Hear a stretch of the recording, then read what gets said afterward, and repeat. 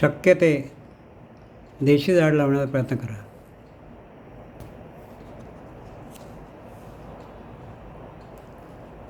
शक्य ते देशी झाड लावण्याचा प्रयत्न करा.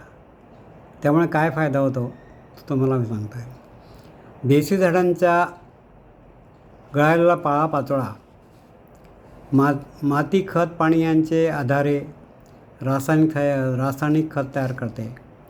त्यात अनेक झाडांना मिळणारी पोषण द्रव्ये असतात. ती पोषक द्रव्ये पुन्हा झाडाकडे पुरवण्याचे काम झाडांची दूरवर पसरलेली झाडांची मुळे करतात. ती मुळे खाली दूरवर पसरलेली असतात. ती झाडांना जमिनीत घट्ट धरून ठेवतात. तसेच झाडाभोवतालच्या मातीत घट्ट धरून ठेवतात. विविध किड्यांना सरपटणाऱ्या जीवांना अशी उत्तम जमीन उपयोग करतात आणि परिपूर्ण पर्यावरण निर्माण करते. प्राणवायू आणि पावसाचे प्रमाण वाढते. ढगांना पाऊस पडण्यासाठी आवश्यक असलेला गारवा निर्माण होतो आणि त्यामुळे पाऊस पडतो.